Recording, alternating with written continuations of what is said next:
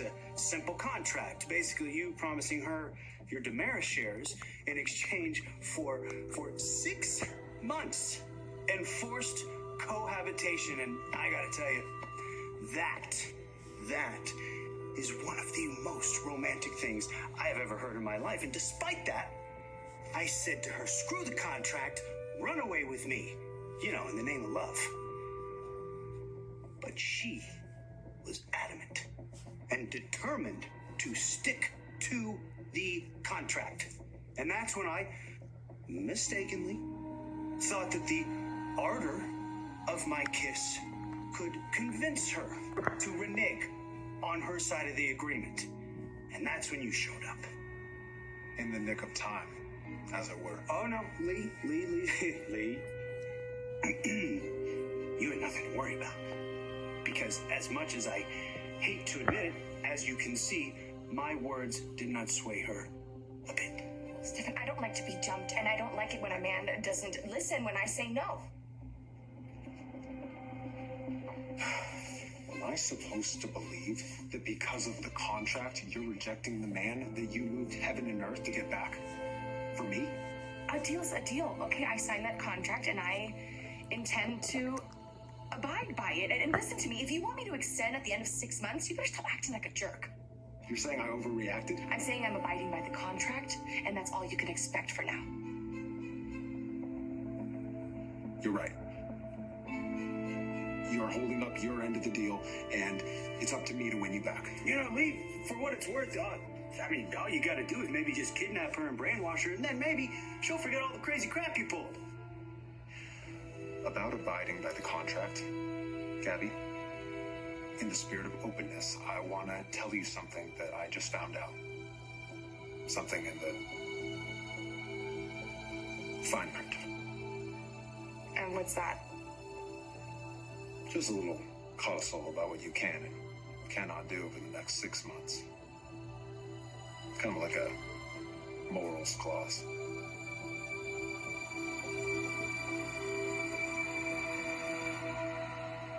Okay, all right. The thing is, after what you and I talked about this morning, I did ask Wendy, how she thought Stefan was doing. And I did come here to take her to lunch, but then when I got here, she was installing some spyware on his computer. Not on my own.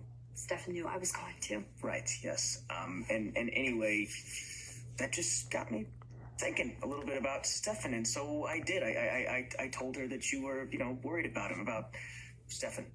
Worried about him? Well, yeah, because of, all he's been through. Just worried, in general. No, I wouldn't worry about that. Great. So then, you want to do the pub or Buddy's Burgers? However, you should worry, both of you, about lying to me.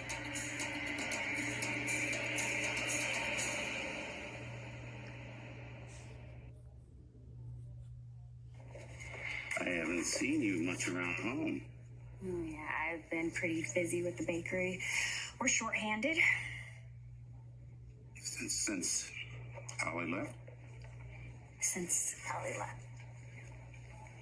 Janelle, I'm afraid I'm going to put my foot in it. Go ahead, Abe. Please just say what you're thinking.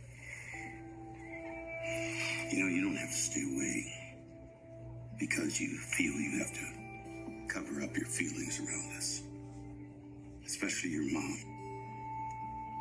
And we both know how much Allie hurt you. I hurt her too. I mean, her hooking up with Alex was the nail in our coffin, but it all started when I couldn't really let go of Johnny. So you told Wendy about my concern that Stefan is using drugs? Well, like I said, I'm worried about him too. I just asked Wendy if she'd seen anything. I swear, Mr. Demira, I won't tell anybody. Well, I hope not. I hope not. For Stefan's sake and for the company. Look, Dad, you can trust Wendy, okay? I promise. Well, I'll have to, won't I? But on the other hand, having you in the loop on this matter might be something that works to my advantage. Your advantage? my brother. A morals clause? It stipulates that if at any time during the 6 months we are still wed, you commit adultery, our deal becomes null and void, and those shares revert to me. But lucky for us, you turned down your ex-husband.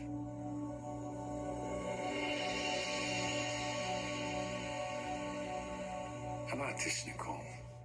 New rule. Moving on, as they say, we need to keep from judging other people's bad decisions. You know, when we were together, I spent a lot of time thinking about what it would be like if Marlena was my mother. And you know, I thought it would be heaven. It was. So it must be hell, dealing with losing her. So now I've spent the night in jail, and I'm really exhausted. Okay, listen, Eric, you cannot be with that woman. She is bad for you. Give my best to you, Jay. No, wait, she is a terrible person. She came here purposely to destroy a young woman's life. And I know EJ did that and more, but look, I'm not a good person, so it doesn't matter if I'm with EJ. But you being with that woman, I just don't know who you are anymore, Eric. I mean, do you? It's like you're lost out at sea. And she is the anchor.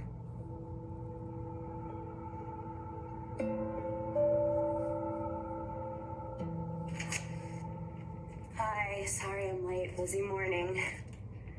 Well, I read in the papers the mess your brothers are in. I assume you were helping them out. Oh, yes, well, I was helping Brady out. Got him out on bail, but left Eric there to fend for himself.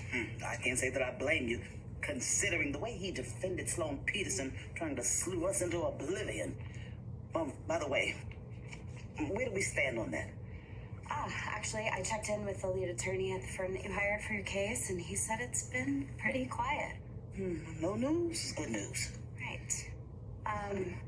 While we're on this subject, I wanted to talk to you about my retainer. It seems like there was a problem with the check that you gave me.